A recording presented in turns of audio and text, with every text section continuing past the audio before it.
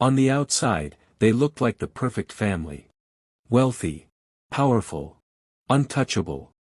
But behind closed doors, a young maid was living a nightmare no one knew about.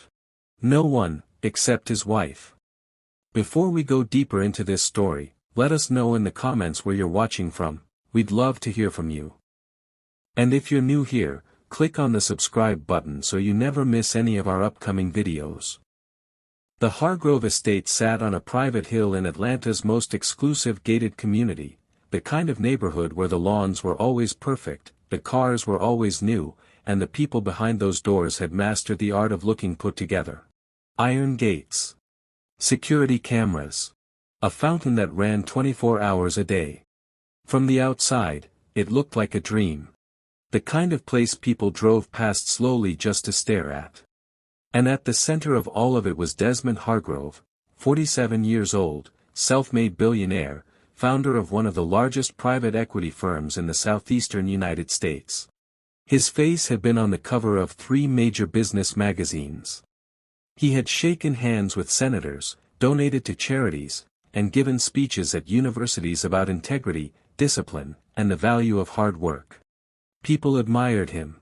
Some of them worshipped him. His wife, Claudette Hargrove, was equally impressive, a former corporate attorney who had quietly stepped back from her career after their second child was born.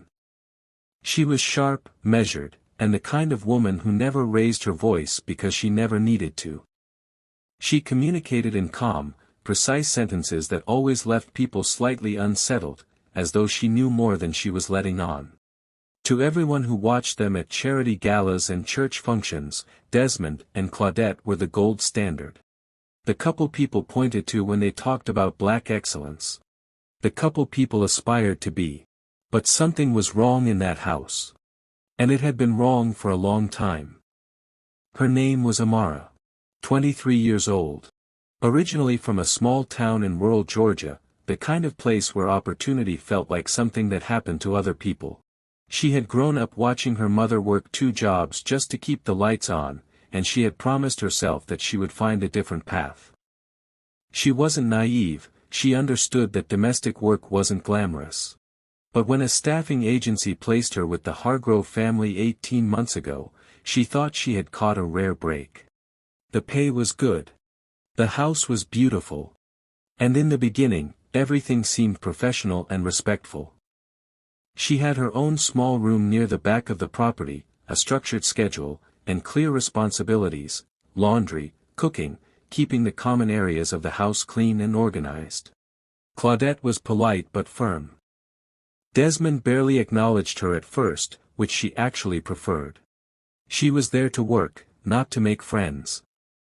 3 months into the job, things started to shift. Small things at first, the kind of things you could easily explain away if you tried hard enough. Desmond started coming home earlier on the days Claudette took the children to their after-school activities.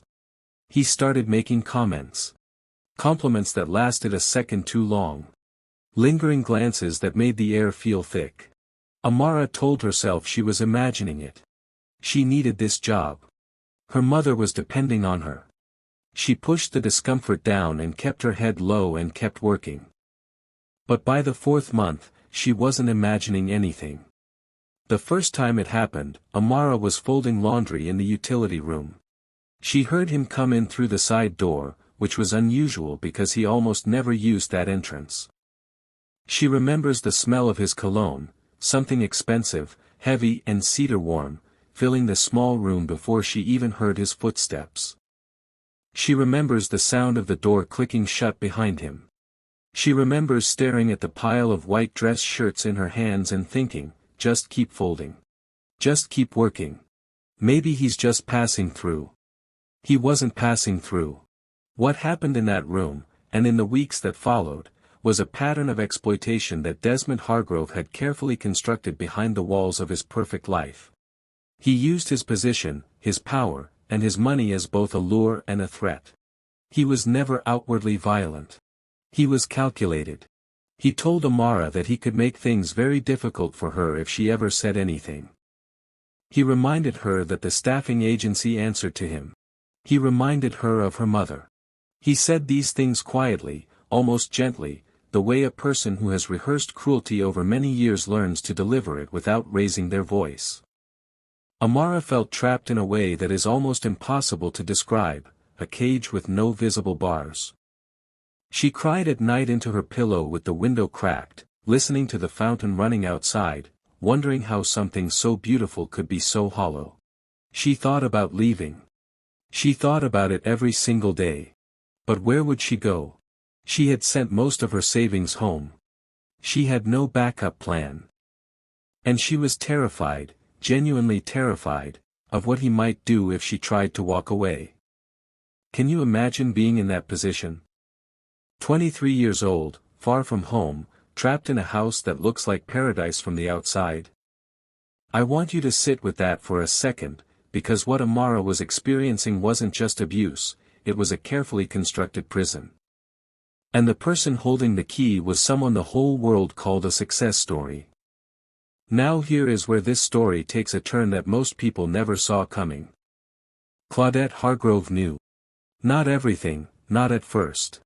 But Claudette had spent 21 years married to Desmond, and she had learned over those years that her husband was not the man the world believed him to be. There had been other incidents, a personal assistant who had quietly resigned 6 years ago, a business trip that ended with a non-disclosure agreement that Desmond thought Claudette didn't know about. Claudette had stayed. She had her reasons, the way women in complicated marriages often do, the children, the life they had built, the part of her that still remembered who Desmond had been when they were young and broke and building something together.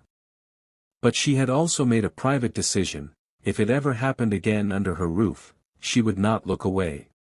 She would not simply survive it. She would dismantle it. So when she began noticing the signs, Desmond's new habit of coming home early on her activity days, the slight change in Amara's posture, the way the young woman's eyes had gone from open and attentive to guarded and dull, Claudette said nothing. She watched. She started paying very close attention to things she had previously left unexamined.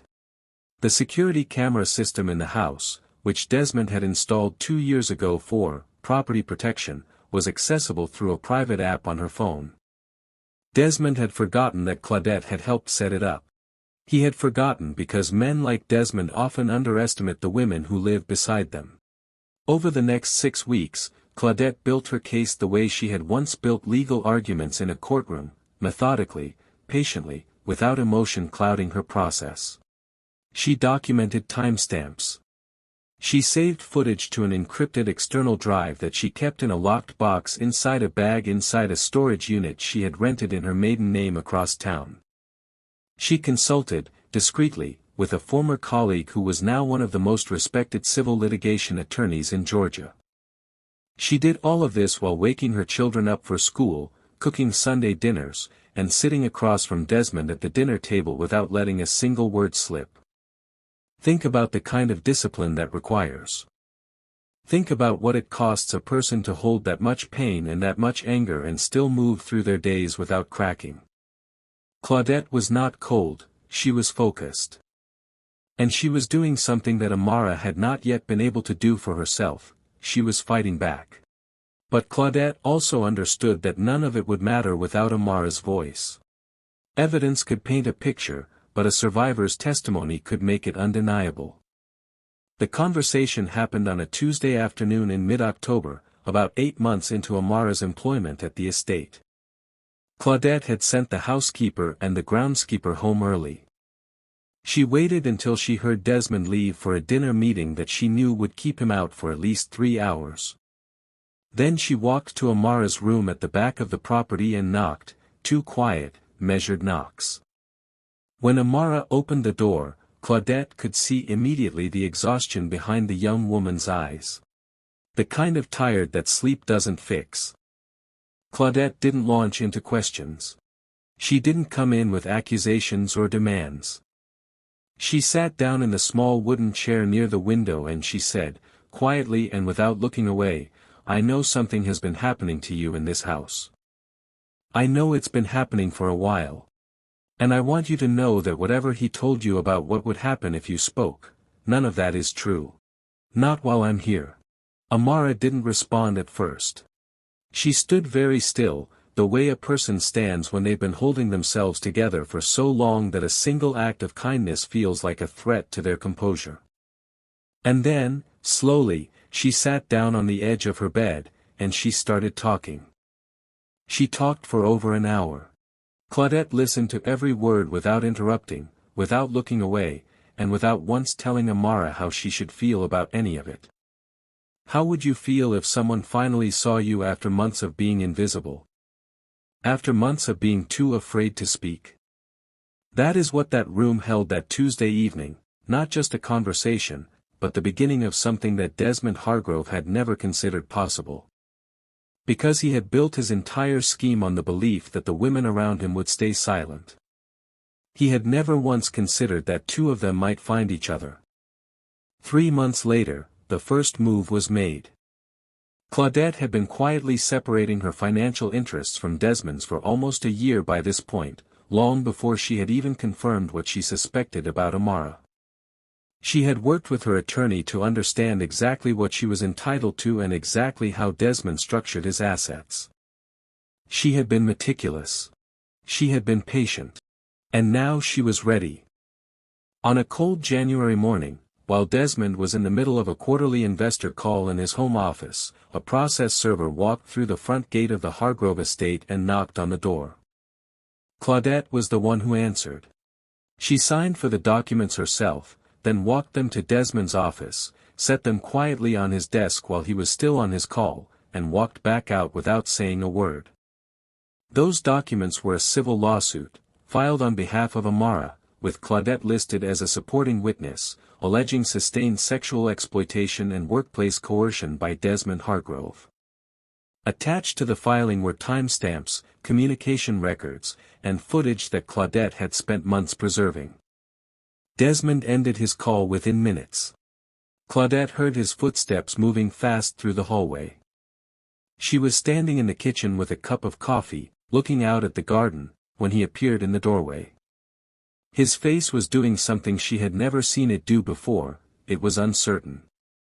For the first time in 21 years, Desmond Hargrove looked like a man who had run out of moves. He said her name. Just her name. She turned around, looked at him for a long moment, and said, "You should call your attorney, Desmond." Then she turned back to the window. The story that broke in the Atlanta press 3 weeks later was careful and sourced and devastating. It didn't lead with sensationalism, it led with facts. Testimony. Documentation. A timeline that stretched back further than anyone had expected, because once Amara came forward, a former personal assistant from 6 years ago found her courage too. And then another woman, a junior employee from Desmond's firm who had signed a non-disclosure agreement and spent years believing she had no recourse, reached out to the attorney handling the case. 3 women. 3 carefully buried stories. One man who had spent decades building an image specifically designed to make himself untouchable. The business community in Atlanta went quiet in a way that spoke volumes. Men who had publicly championed Desmond, who had sat at tables with him and endorsed his leadership, suddenly became very difficult to reach for comment. His name disappeared from the websites of 2 charitable foundations within 48 hours of the story breaking. The private equity firm he had built issued a statement announcing that Desmond had stepped back from day-to-day operations, effective immediately pending an internal review. Which, if you have followed enough of these stories, you know is often the language organizations use when they have already decided what they know but are not yet ready to say it out loud. Amara moved out of the estate in January, 2 days after the lawsuit was filed. Claudette had arranged an apartment for her, paid for 3 months in advance, no strings attached, in a building 20 minutes away. She had also connected Amara with a victim's advocate and a therapist who specialized in workplace trauma. These were not grand gestures made for an audience. Nobody photographed them. Nobody posted about them. Claudette simply did them because they were necessary and because she understood, in a way that was deeply personal, what it meant to be a woman whose survival had depended on another person's willingness to see her. Amara started therapy the first week of February.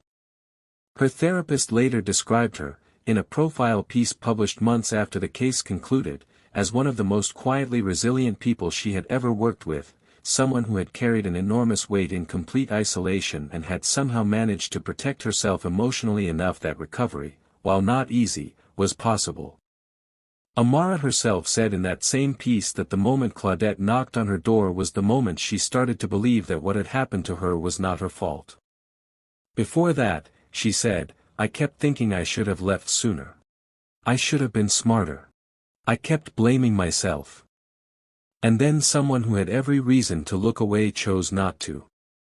That changed something in me. If you have ever blamed yourself for something that was done to you by someone with more power, I want you to hear that.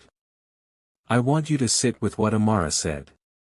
Because that kind of self-blame is one of the quietest and most damaging things that abuse produces in its survivors, and it is also one of the most common. You are not alone in that. The legal proceedings moved steadily through the spring. Desmond's legal team attempted 3 times to negotiate private settlements, each offer larger than the last. Each time, the women declined. Their attorney made it clear from the beginning that this case was not going to disappear quietly into a settlement agreement. It was going to go on record. It was going to be documented. It was going to exist in a way that could not be bought into silence. Desmond had spent his career understanding the value of silence. Now he was learning what it cost when silence refused to cooperate. By April, the Georgia Attorney General's office had opened a parallel criminal investigation. This was the moment, legal observers noted later, when the nature of the case changed. Civil suits can be settled. Criminal investigations answer to a different standard. 3 additional women who had worked in lower-level positions at Desmond's firm over the years, provided statements to investigators. The pattern that emerged was not the picture of a man who had made isolated mistakes. It was the picture of a man who had built systems, professional, financial, and personal, specifically designed to enable and conceal his behavior. He had used NDAs as weapons. He had used employment as leverage. He had used his reputation as a shield. And for years, it had worked. 6 months after the lawsuit was filed, Desmond Hargrove was formally charged with 3 counts of sexual coercion and 2 counts of unlawful use of an employment position to obtain sexual compliance, charges that, under Georgia law, carried significant potential consequences. He surrendered to authorities on a Thursday morning in July, accompanied by his legal team.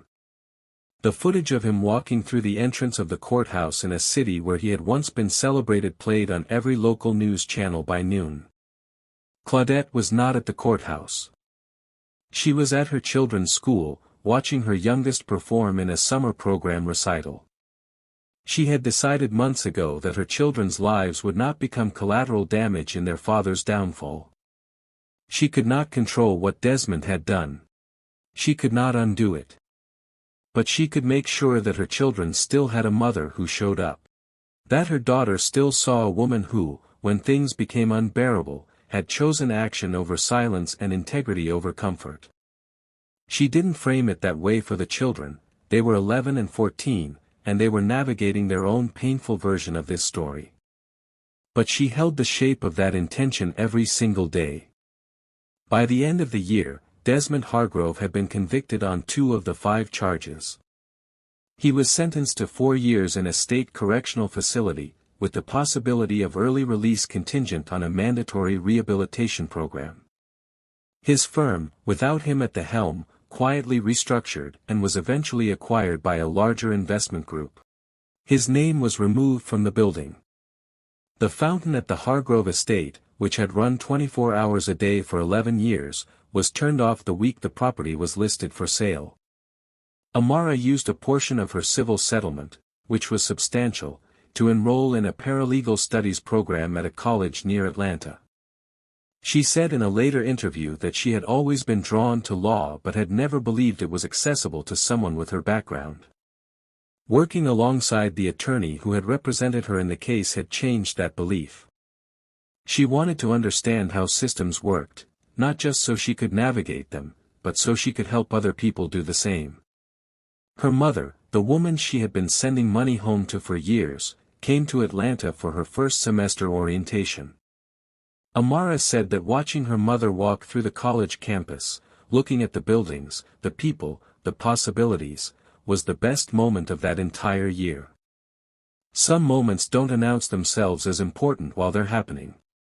You only understand what they meant later, when you look back and realize that was the point where everything started going in a different direction.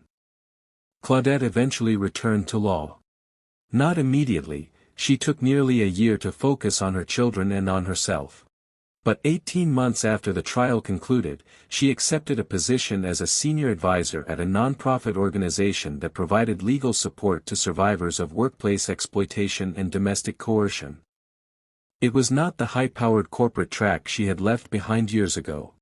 It paid significantly less. She took it anyway.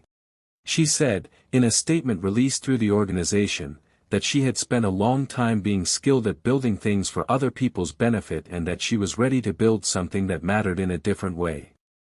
People who knew Claudette from her earlier career said she seemed lighter. Not happy in a simple or uncomplicated way, the events of the past 2 years had left marks that didn't simply disappear. But lighter. Clearer. Like a person who had finally put down something very heavy and discovered that her arms still worked. This story is real, drawn from documented cases and patterns of abuse involving powerful men, domestic staff, and the complex silences that often surround what happens inside wealthy households. The names have been changed, but the dynamics, the fear, the calculated exploitation, the quiet courage of a woman who decided to act, all of it is grounded in what actually happens to real people in real homes. And that is exactly why it matters. Because Amara is not a rare case. She is one of thousands of young women who enter domestic employment with real hopes and real financial needs, and who find themselves in situations where the power imbalance is so extreme that speaking up feels genuinely dangerous. Because Desmond is not an anomaly, he is a pattern. He is what happens when power goes unchecked for long enough that a person begins to believe the rules simply do not apply to them. And because Claudette, a woman who could have chosen comfort, who could have looked the other way the way people around powerful men so often do, chose to act. She chose it slowly and carefully and at great personal cost, and that choice changed the trajectory of at least 3 women's lives. So here is the question I want to leave you with, and I genuinely want you to think about this. If you were Claudette, if you were living in that house, watching what she was watching, knowing what she knew, what would you have done? How long could you have held that silence while building towards something real? And if you were Amara, young, isolated, financially dependent, and afraid, at what point would you have found the courage to speak? There are no easy answers to those questions. That is exactly the point. The courage it takes to act in a situation like this one is not the kind of courage that announces itself dramatically. It is quiet. It is slow. It shows up in small, private decisions made in rooms where nobody is watching. It looks like a woman renting a storage unit in her maiden name. It looks like a young woman opening a door when someone knocks on it, even when every instinct built by months of fear tells her to keep it closed. It looks like choosing the truth over the version of things that would be easier to live with. And sometimes, not always, but sometimes, that kind of quiet courage is enough to change everything. If this story moved you, if it made you think, if it reminded you of someone you know or something you have witnessed, share it. Leave a comment below telling us what part of this story stayed with you the most. Because stories like Amara's deserve to be heard. And the more people hear them, the harder it becomes for men like Desmond Hargrove to hide. We will see you in the next one.